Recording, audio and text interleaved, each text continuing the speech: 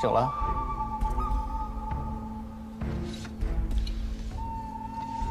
你是慧剑，没想到还记得我。你就是威胁我的人。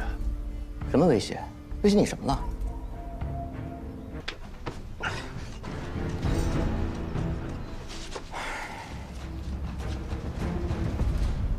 实话告诉你吧，我想找你帮个忙，借个东西，你的脸皮，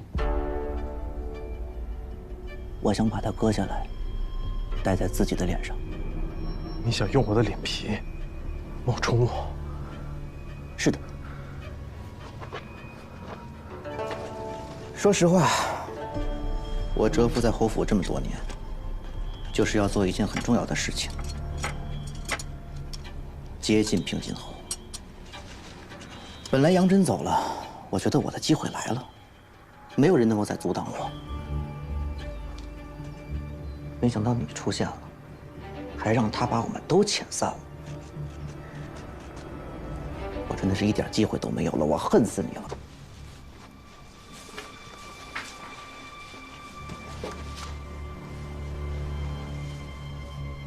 其实。我很抱歉，但我也真的实在没有办法。不过我也不会苟活太久，到了下面，我会亲自向你赔罪。哎，石雷！你怎么绑绳儿？我绑的挺紧的呀。这小子有劲儿啊！你看，按住了。刘烨八剑。还算有见识。你这道具哪儿来的？与你无关。那我问你，你为什么要接近平津侯？反正你要死了，我就告诉你，我接近平津侯，就是为了要杀他，给我师父报仇。你师父？你是？我师兄3岁的时候，被我父亲请回家收为徒。我小时候常常与他一块上山看鱼采药，一起逃课受罚。我做错了事情，总是让他替我顶过，我总是捉弄他。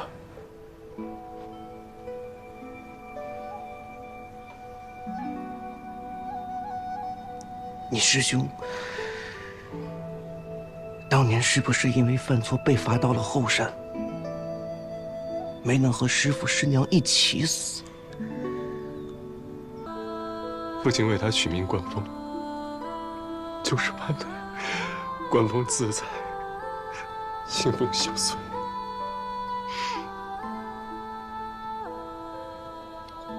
我就是关风，我就是关风，我就是关风，我就是关风，真的是你之奴，你还活着，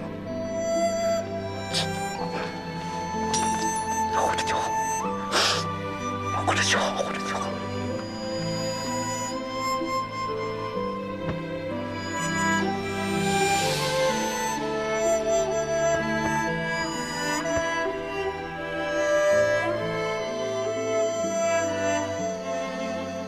事情的来龙去脉就是这样了。原来你被人换了脸，说怎么认不出来你了呢？你也不是当时那个小胖子吧？哎，我们都改变了太多了。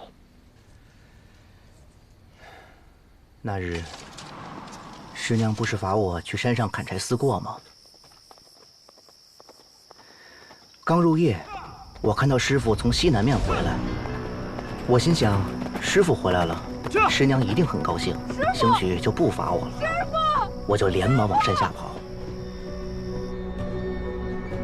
快要到家时，我突然听到了惨叫声，发现门口围了好多人，手里还拿着刀，我就赶紧躲了起来。这时，我看到有一个人从里面出来，就是平津侯。我还看到师傅和师娘被他们抬了出来，我吓坏了，不知道发生了什么。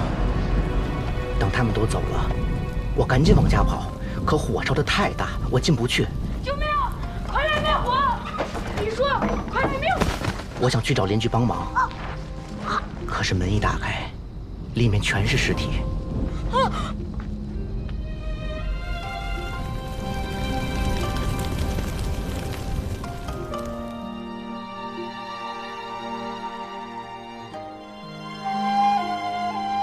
自此之后，我流落街头，过着朝不保夕的日子。然而，在我的人生中，唯一没有放下的，就是复仇。所以后来，我想尽了办法进到侯府做幕僚。都怪我，没本事，这么多年一直都没有接近仇人。不过还好，现在有你在，咱们一起复仇。现在你是侯府的第一幕僚，怎么样？方便下手吗？其实有人在你们之前就逼我杀掉平静侯，我正打算铤而走险，就被你们抓来了。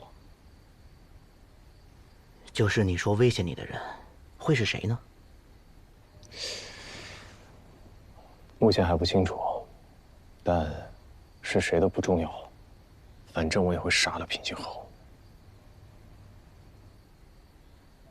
刚才你说有一个很关键的东西是什么？平静侯当年杀了我们家这么多人，就是为了找我父亲从东夏带回来的一样东西。不过他没有得逞，父亲应该提前把那东西藏起来了。但我怎么都想不到他到底会藏在哪儿。藏东西，藏东西。哎，你刚才不是跟我说，我父亲从东夏回来的时候走的西南面？嗯，按理来说应该走东北面啊，走西南面的话会绕一大圈。他这么走，会不会是为了藏那个东西？哎，你还记得小的时候，他经常带咱们去那边的山里授课吗？不过，我只记得那边有几座山。你说他能把这东西藏在什么地方不容易被发现呢？刘贤木，他去东夏前曾经带我去过刘贤木。对呀，有什么比把东西藏到那儿更隐秘的呢？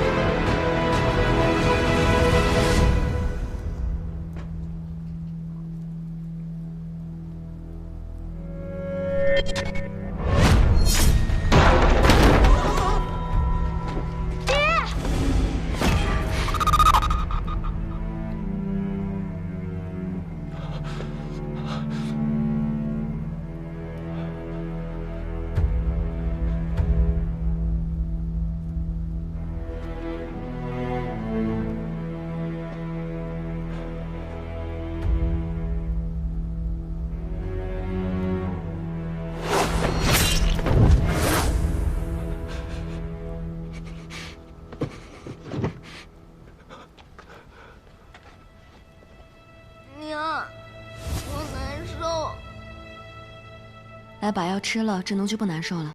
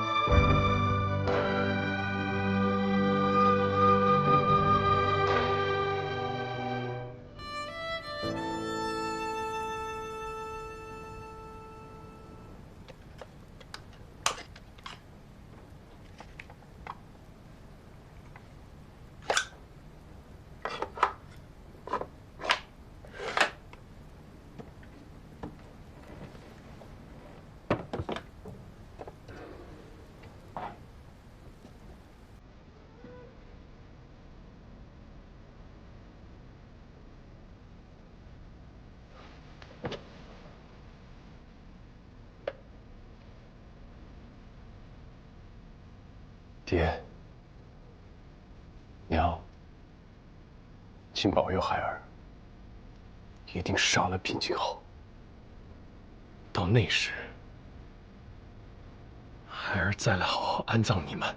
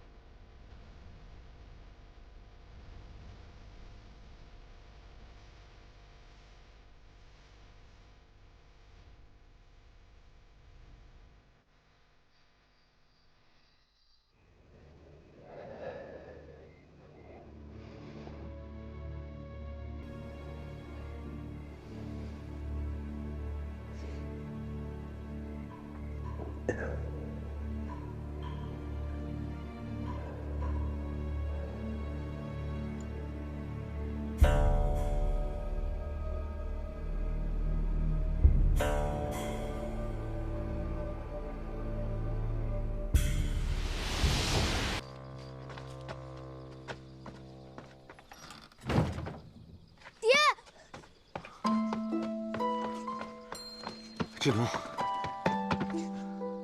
爹，你回来了，我还以为你死了。没事没事，爹这不就回来了吗？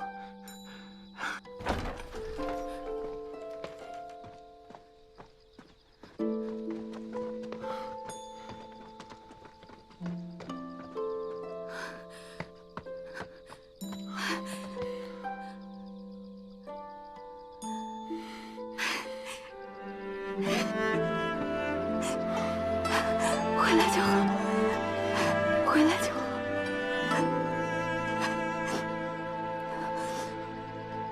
赶紧收拾东西，叫上所有人，今晚就离开京城。今晚就离开？发生什么事了？来不及解释了，在路上慢慢跟你说。去，先把岳奴叫起来。好，快，志农，把所有人叫起来，快，要快！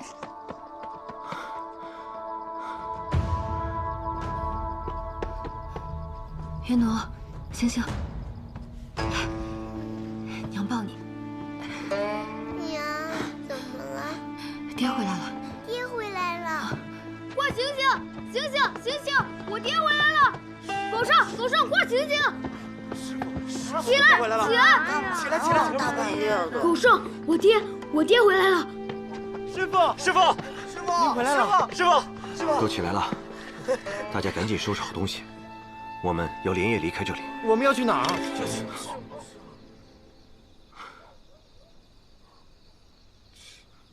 谁在上面？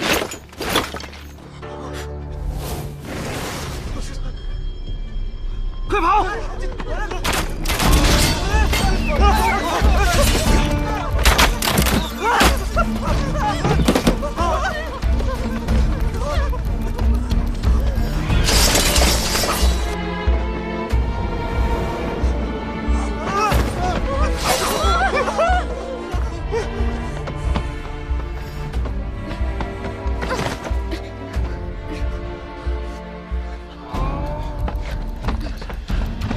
带你妹去后院的草垛藏起来，没有娘的吩咐，不许出来。娘，是不是因为我自己犯的错，自己去？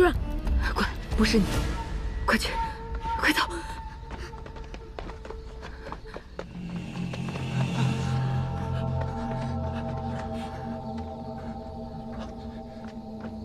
快！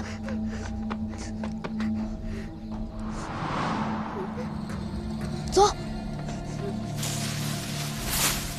月露，藏进去，你在这躲好别出声，我过去看看。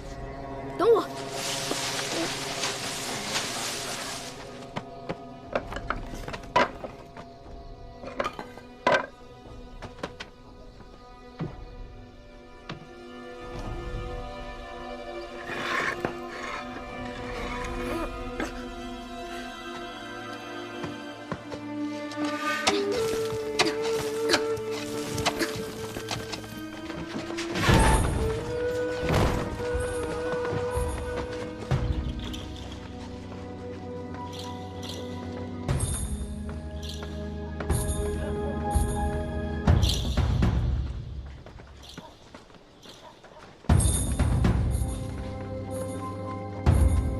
快大人，好久不见。侯爷来得突然，有失远迎。你奉朝廷之命，监修封禅台，为何私自回京？快多有罪，是罪在封禅台坍塌，还是罪在拿了不该拿的东西？下官听不懂侯爷的话。听说蒯大人儿女双全，曲江，还不快把他们找出来？等孩子到了面前，蒯大人可能就听懂了。是。下官有罪，应该由朝廷责罚。我就是朝廷，把东西交出来，我免你一死。我不明白你要的是什么。那就别怪本侯对你不客气了。曲江，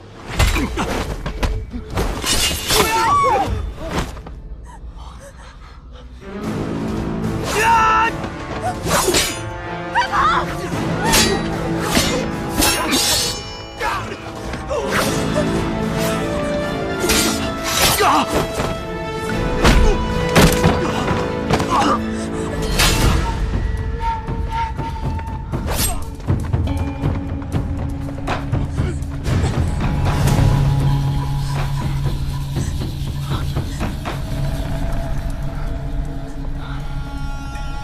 东西藏在哪儿？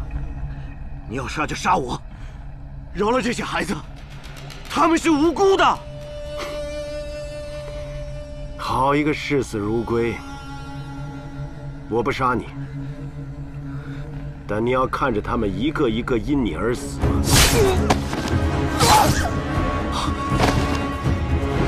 周如意！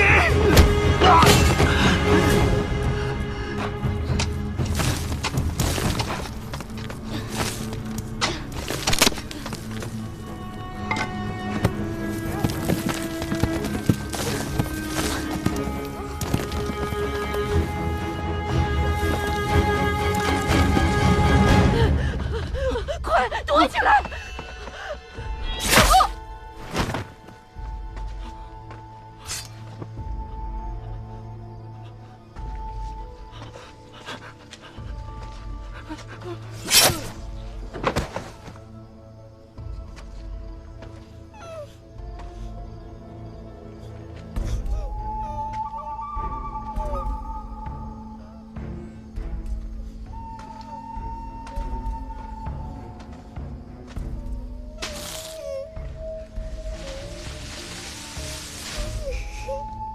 你是蒯夺的女儿。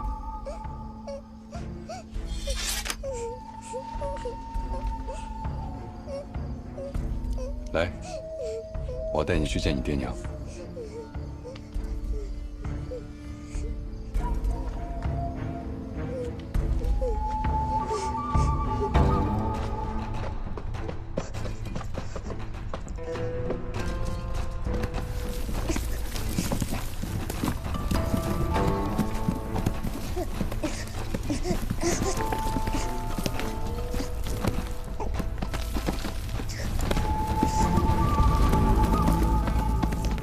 侯爷，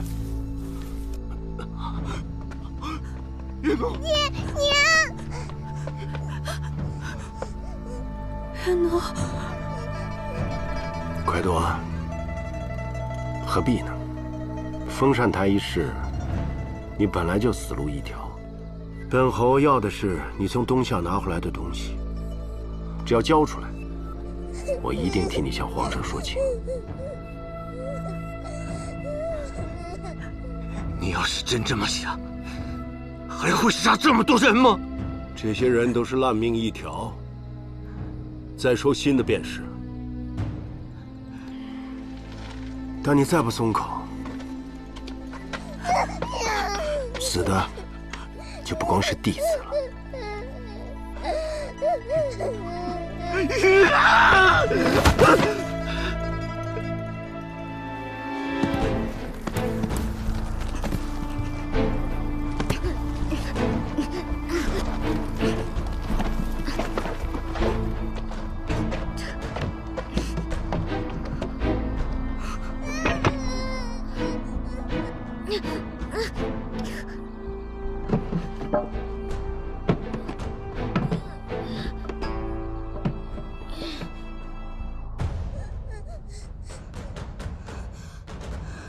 如果再不说，我就先杀你儿子，再杀你女儿。别杀他，他只是我的弟子。我们知道你有一个10岁的儿子，小家伙，他是你爹吗？爹娘，孩儿不怕死。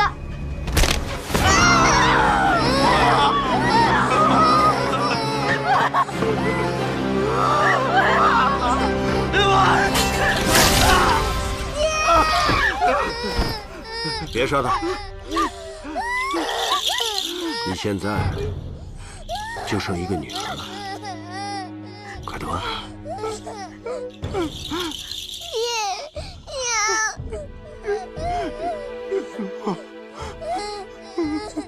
月奴，快，不怕，月奴，娘在。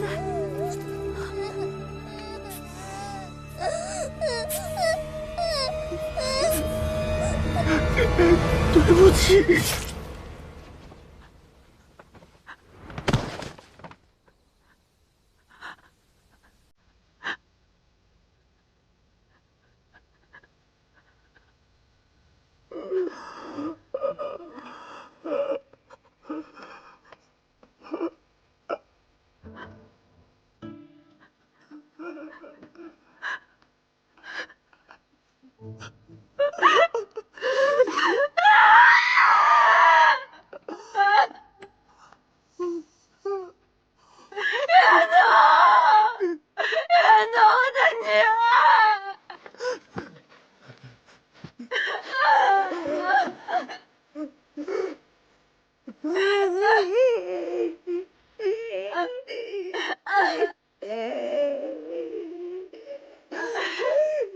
现在就剩下你的妻子了，我会把她带回去，一根一根切下她的手指。到时候，你还能忍住不说吗？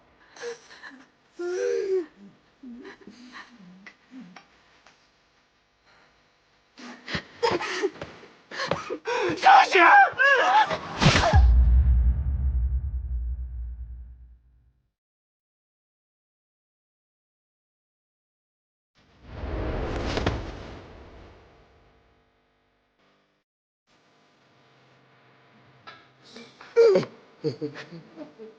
让他们得着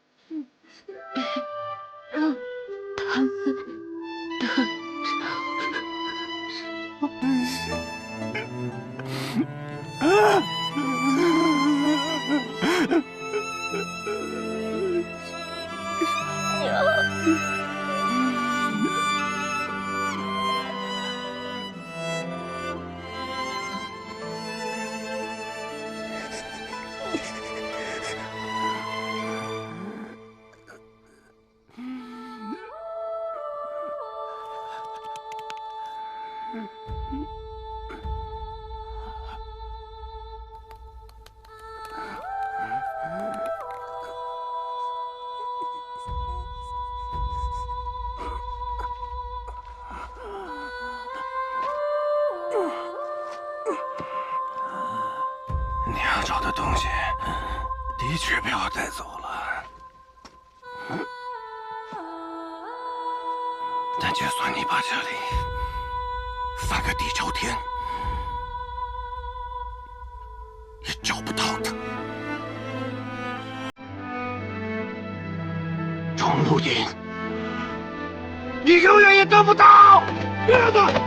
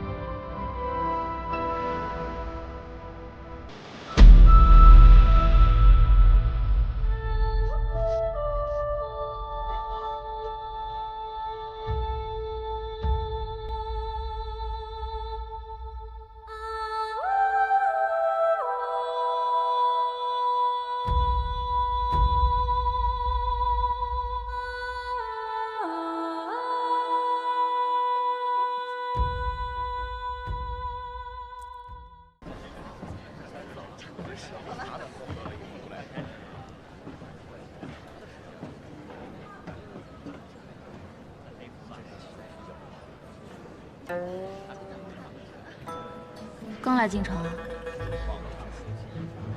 是。在我们诊楼站着看戏也是要收钱的，你站的这个位置5两银子，你刚刚给了我7两，这剩下的钱我是退给你呢，还是给你讲一讲今日这出戏？讲戏我就只收你2两，来的都是客嘛。好，那就请姑娘为我好好讲讲吧。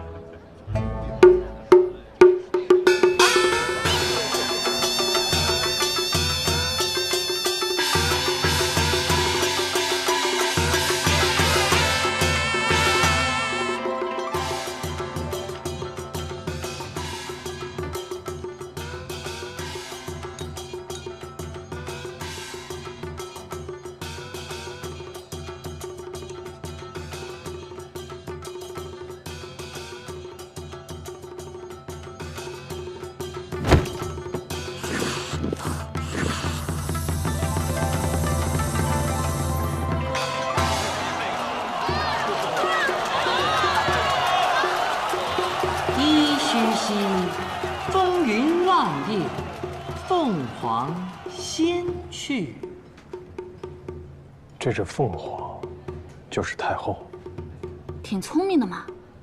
这只凤凰是8日前驾崩的太后，这条龙是先帝，而旁边那条锦鲤是先帝最宠爱的李贵太妃。先龙已封礼，不顾凤凰求。太后驾崩，依照礼制，自然要与先帝葬在一起。可是先帝身旁也有李贵太妃陪葬，此等难题便抛给了皇上。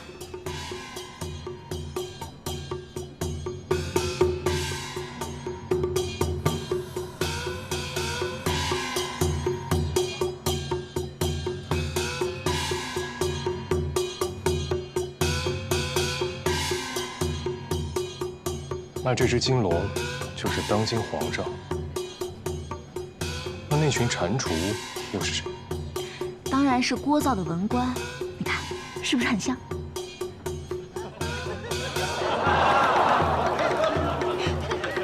皇上无子，这些年一直被朝臣们逼着立嗣。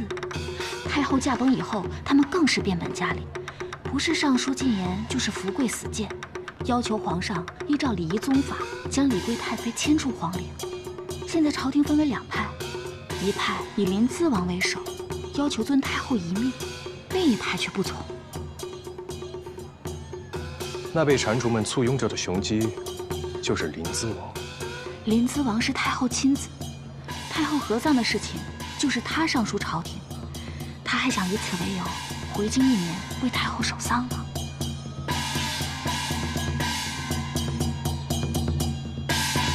金龙怒冲冠，遁入云霄去，自此无影踪。皇上怎么说？你没看到那条龙飞走了吗？这事皇上不管了。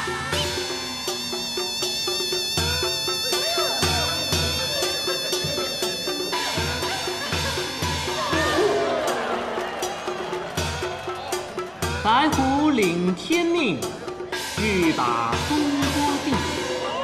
群蝉乱生事，寥寥剩3日。这白虎，便是今天的主角了吧？没错，这白虎就是当朝荣禄大夫平津侯。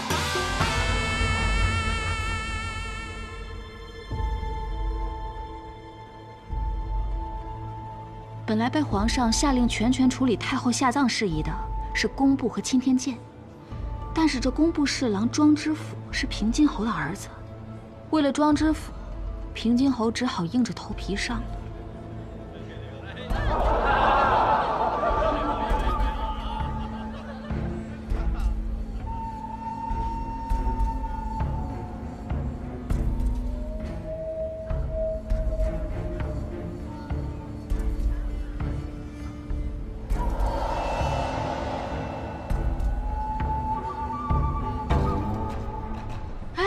去哪儿？这戏还没演完呢。今日这里恐怕要有大事发生，姑娘，你也赶紧走吧。怎么了？你看到什么了？来，你看到我右手边那个公子了吗？他手里的扇子里面藏有一柄钢刀。我左手边那个一直在写东西的人，他恐怕就是在记录罪证。我那个，别指。你看他身子做得这么板正，身上肯定也有凶器。你看2楼也有不少盯梢的人，恐怕就是来抓八公子的。他们，哎，他们啊，他们是都尉司的厂尉曹公公的人。曹公公，这曹公公是司礼监掌印太监，统领都尉司，是全天下的太监头头，上到官府衙门，下到客栈酒肆，京城各处都散布着他的厂尉。那八公子还敢在长官面前说这些？你来的时候看到枕楼大堂的那块牌匾了吗？亲赐恩荣，那是皇上亲赐的珠玉牌匾，有他在枕楼里，就相当于有皇上的诰令。虽然常年有厂尉在这盯梢，但他们却从未动过手。也许以前他们不敢，但今日可不一定了。怎么说？八公子虽以代号隐喻权贵，但难免得罪了不少人。而且他今日妄议的是皇上，说了太多的宫闱秘辛。再加上曹公公又是皇上身边的红人，厂尉们正好可以师出有名。就算是枕楼有珠玉牌匾，恐怕也要招来杀身之祸了。那照你这么说，八公子今日恐怕是凶多吉少。姑娘，若你与八公子相识，你也提醒他赶紧走吧。如今这里遍布厂尉，以他们的手段，八公子肯定是插翅难逃。你那么聪明，你帮他想个办法。我能有什么办法？这事儿我管不了。哎，谁说的？你可以帮他一个大忙，原来阁下就是八公子啊，久仰久仰。姑娘，什么意思啊？之前从未见过八公子的长相，原来是这样一位俊俏的公子。没想到今日台上的竟不是您的真身，您亲自同我们一同赏戏，真是好雅兴啊！八公子，八公子，八公子，请受小女一拜。你到底想干嘛？没人见过八公子，现在你就是八公子，还不快！给大家讲讲，要不然写本书也行啊，是不是？就是啊。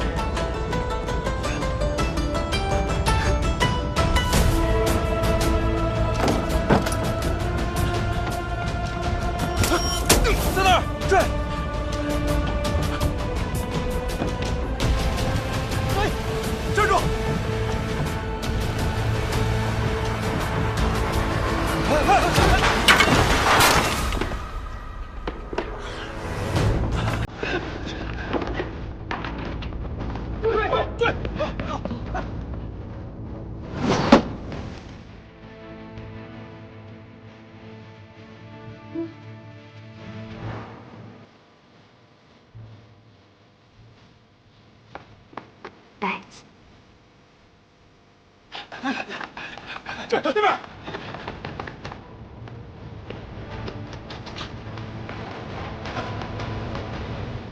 小子，走对面。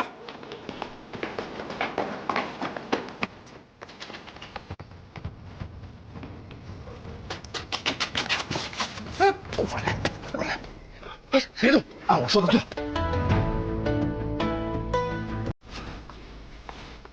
王公子，你喝醉了。喝，哎呀，怎么这酒量不行啊？啊，喝这么点就这样了啊？哎呦，哎呦，王公子，怎么喝这么点就不行了啊？不成不成不成，定远伯的公子在枕楼还为你续了一摊呢。走走走走走，啊走走走。走走走走，哎，走走走，怎么样？人丢了，没找到。是吗？走走走走。王公子，慢点慢点慢点。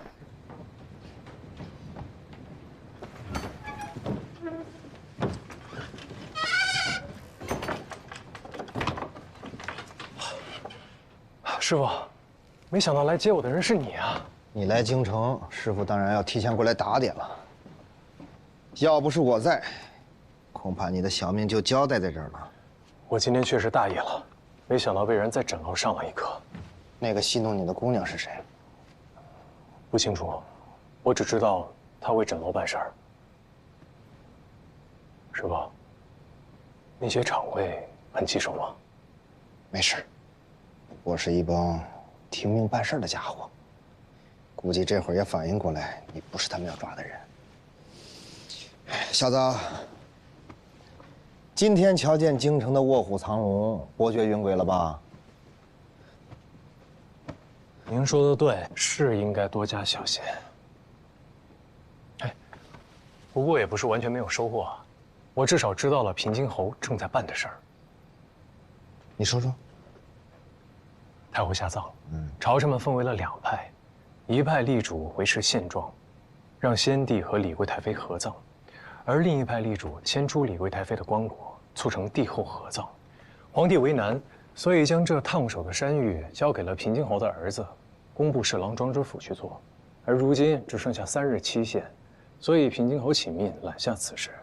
现在他正在满京城的找风水先生。我问你，太后是谁？先帝的皇后，皇上的嫡母。李贵太妃是谁？皇上的生母。先帝深爱的妃子啊，那你说这是谁和谁之争？是皇上。所以这件事看似是新旧朝臣的礼仪之争，但实则是皇上和朝廷的礼法之争。不移贵太妃的棺椁，失了臣心；移出贵太妃棺椁，又失了民心。怎么做都是错。所以，你现在还觉得这件事儿是找个风水先生就能解决的吗？那平津侯应该也知道这个道理，他为什么还这么做？哎呀，这种事儿就是做给别人看的。都给我带走！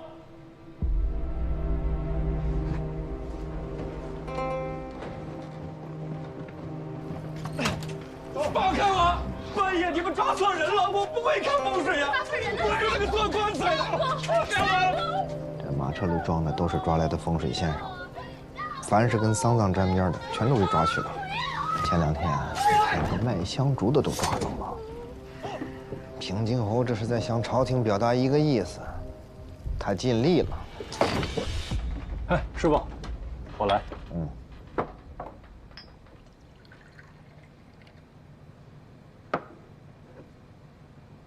师傅，您看我像风水先生吗？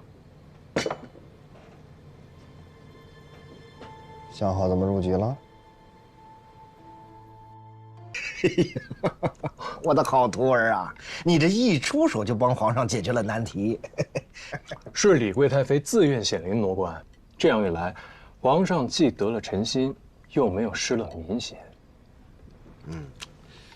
你让宗亲在武帝守灯，正好给了皇上礼物；让诸王在封地守孝，特别是林子王。林子王要是回京奔丧，只怕会蠢蠢欲动。你从根本上解决了藩王回京作乱的可能。我到现在都想不明白，怎么一场大雨，这李贵太妃的棺椁就塌了呢？快跟师傅说说。这事儿吧，没你想的那么复杂。我刚进灵殿的时候就发现，这地底渗水严重，已经腐蚀了金井还有棺椁，而固定棺椁用的龙山石并没有卯合。如果此时刚好有一块雷击木楔塞进棺椁的下方，改变了棺椁的平衡，再加上一场大雨，地水滋漫，重压之下，这李贵太妃自然就显灵了。哎呀，你可是得了星斗的真传呐！啊！我只是没想到，这朝廷的贪腐之风已经这么严重了，连修皇陵都敢偷工减料。现在被人发现，倒是可以好好修缮一番。贪墨都贪到皇上头上了，别看他们对皇上3跪9叩、山呼万岁，这心里头谋的那都是门户私计。要是父亲还活着，看到如今乌烟瘴气的青天剑，该有多难受啊！无论如何，你这第一步迈得很成功，在平津侯面前大放光彩。怎么了？昨日平津侯把手放在我肩膀上，我这手竟抬不起半分。师傅帮你揉一揉。师傅你轻点啊。来认真啊。我现在总算明白恩公为什么不让我习武了。这平津侯敢让我离他这么近，他对自己的武功一定极为自信，但他又死死地按住我的肩膀，可见此人有多么的谨慎多疑。他身边有精锐卫兵保护，又时刻贴身穿着金丝软甲，大庸数1数2的高手未必能进他身侧。就算你习武，只怕剑未出鞘就被他杀了。用武力取胜，是为下策。算了，反正如今总算进得侯府，从长计议吧。等进了侯府以后，我再好好摸查一遍，等待时机。有事就到客栈来找我，别漏了行迹。师傅，平时我不在您身边，您都在干什么呀？要是您不是我师傅，您会在哪儿？会做什么呢？我当然有自己的事儿了，要不是陪着你复仇，我逍遥得很呢。我出来的时候，新种师傅跟我说了，恩公和3位师傅的身份都可以来问你。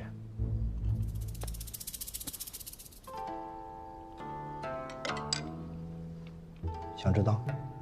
嗯，这顿你请。师傅，我年纪尚轻，囊中羞涩。这我年纪大了，还两手空空的，岂不更可怜啊？拿过来吧。行。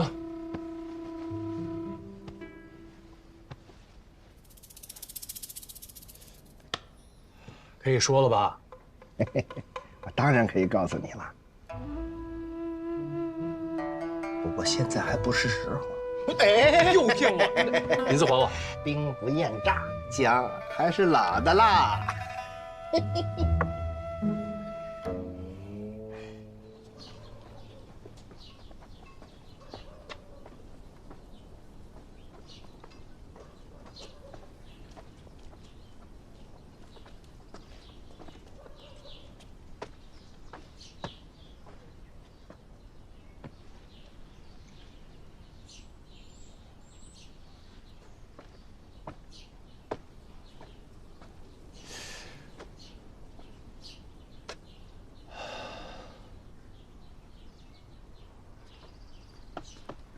哎，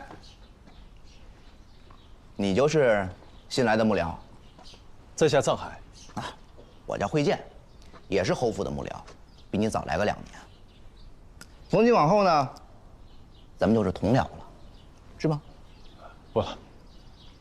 哎，我听说你的事儿了啊，本事不小啊，居然能够活着从皇陵里出来，还进了咱们摄人府。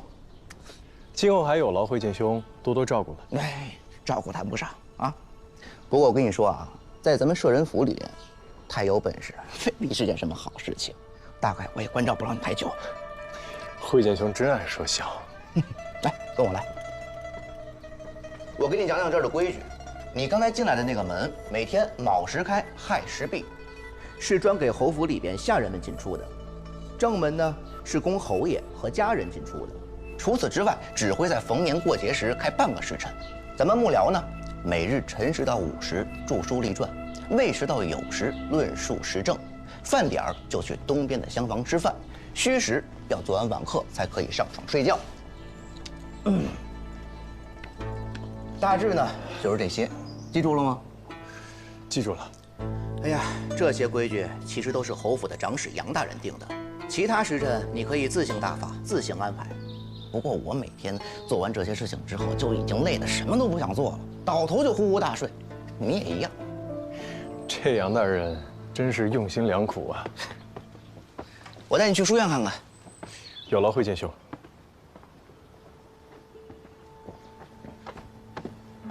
楚兄，侯府里来了青年才俊是件好事，何必如此惴惴不安？这个藏海我在皇陵里见过，此人聪明谨慎。杨兄，对此人可不能掉以轻心啊！楚兄真是多虑了，他只要能为侯爷分忧，我杨某感恩戴德还来不及，有什么需要顾虑的？太后下葬的难题，你我都没有解决，倒是被一个不知道从哪儿冒出来的藏海给解决了。只要敢冒险，我也能轻易解决。但这事儿必然是8分恶果2分善果，你我这种人没必要。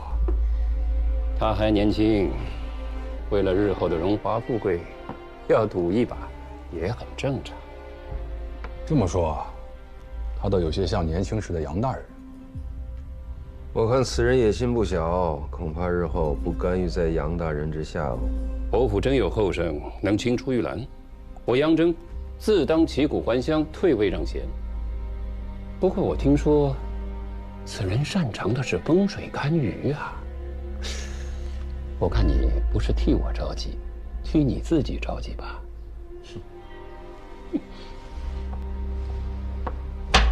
将军，承让了。伯爷，再来一盘。曲兄，侯府里来了新幕僚，我是摄人府的管事，不去招呼一下，有点说不过去。先走一步。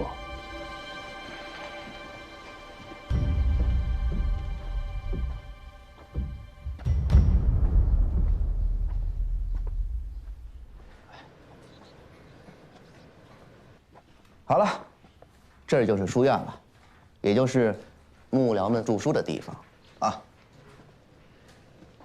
杨大人吩咐了，要将侯爷的功绩记录在册。每隔一段时间呢，他就会挑选佳作呈给侯爷。这日后啊，你也要和我们一样的。所有的文章都由杨大人转达，若侯爷要议事，也是如此吗？想什么呢？啊，你要让侯爷面对几十张嘴，叽叽喳喳的议事吗？烦不烦呀？人家杨大人会把议事的条程给布置下来，幕僚们呢各抒己见，哎，他得让人记录下来，把好的呈上去。这不过嘛。这最后啊，侯爷采纳了谁的意见，我们谁都不知道，因为最后统统都变成了杨大人的意见啊。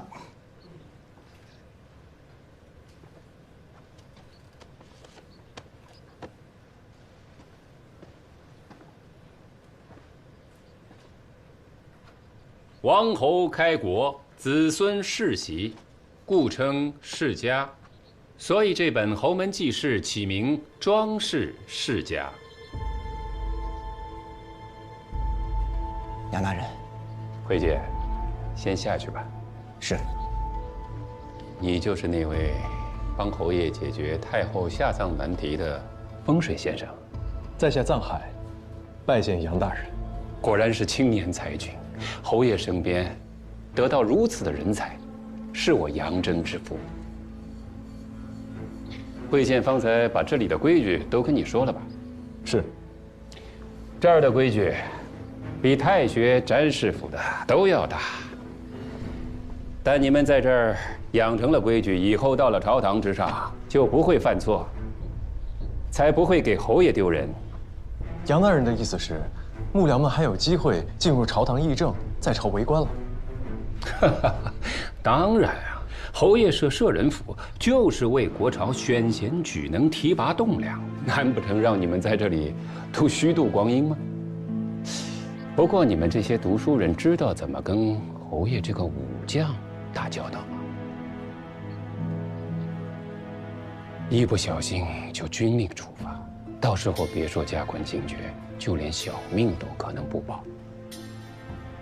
我不护着你们，谁还能护着你们？还是杨大人思虑周全啊！我为什么让他们在这里编撰《庄氏世家》，就是为了让他们多了解侯爷，知道侯爷的喜好，免得在他面前失了欢心。只要将来时机成熟，我定会引荐他们，得到侯爷的赏识。原来如此，小的受教了。你有惊天伟地之才。今后在侯府，定能崭露头角。杨大人，侯爷问起今日是否有一名叫藏海的幕僚前来报道。啊，侯爷什么事？侯爷说让他看看内园的风水。啊，是这样啊，藏海在这儿，赶紧去。是。哦，对了，有一件要紧的事差点忘了。昨日暴雨，祠堂漏水，侯爷命我找人修缮，但祠堂的屋檐斗拱都是老式的法子，我找了一大圈都没找到会这门手艺的工匠。等又落了雨，那祠堂的祖宗牌位又要遭罪了。听说你会堪舆之术。修缮旧宅，不知道会不会？小的对堪舆营造之术略通一二，或许可以帮到杨大人。哎呀，太好了！看今天的天色，恐怕是要下大雨，不知道还来不来得及呢。算了，见侯爷要紧，别耽误正事儿。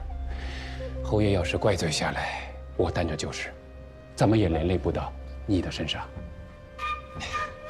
祠堂供奉的都是庄稼先祖，大庸以仁孝治天下，侯爷也是至诚至真之人，我若放任祠堂失修，导致庄稼先祖牌位受损，乃我大失职啊。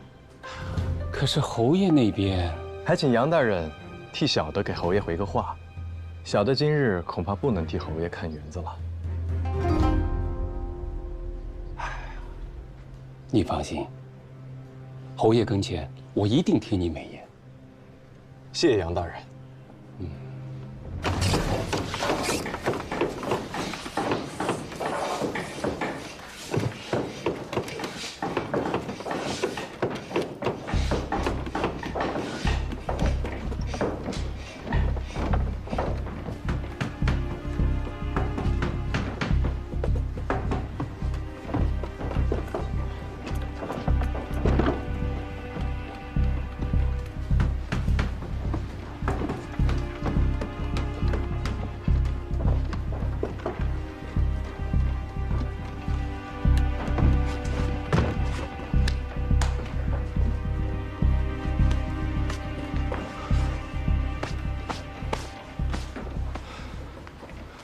你没见到平津侯啊？侯府守卫极为森严，平津侯不愧是行务出身。他平生杀戮太多，自然也怕别人杀他。我仔细看了日头和云彩，当晚确实会有一场大雨。我若放任不管，下雨祠堂必会有损。到时候他杨真再到平津侯面前谗言几句，我的处境就很堪忧了。所以我选择退一步。但也错失了良机。这几日，平津侯便再也没有找过我了。国事难期是常态，平津侯贵人多望。第一日他记得你，第二日啊，或许还残留一些印象。到了第三日，他就彻底把你给忘了。杨真太了解他了，知道如果你没有把握住第一次机会，就很难再突围了。恩公说的没有错。杨真这个人表面和善，骨子里虚伪善妒。他牢牢地把持着摄人府，将所有幕僚都笼络在自己手里，给他们画饼充饥，其实把他们一个个的都养成了废人。而我要做的，就是除掉杨真，取代他的位置。哎呀，这已经改来改去多少遍了，什么时候才算完？各位幕僚，把手里的活儿停一下。侯爷今日进宫，皇上赏赐了珍宝玩物，您把东西搬到财库，清点入库。郭恩、任尚、王元培、傅宇文、顾长生，还有藏海。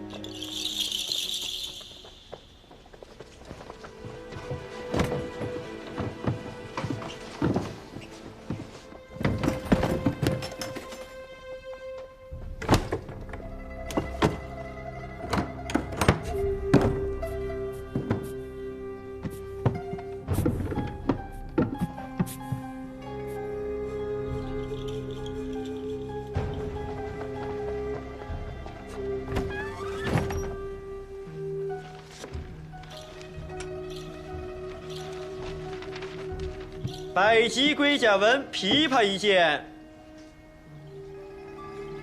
定窑白釉牡丹纹眉瓶一对，金镶宝石玉带2副，早春山水图1幅，宝冠玉带准题坐像1件，腹下缠臂巾2件。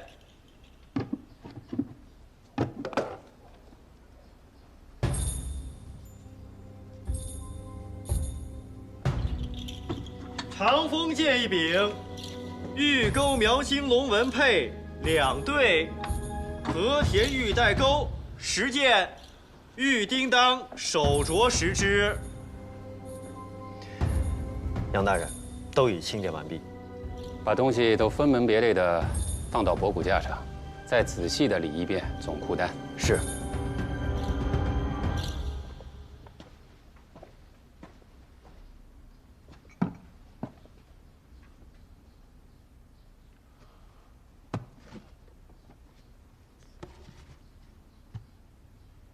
这和定玉杯怎么少了一只啊？没有吗？哦。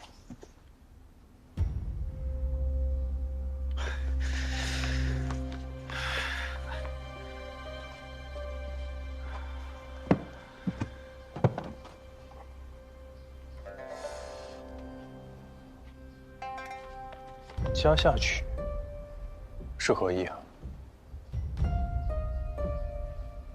你呀，就别问了，就当什么都不知道。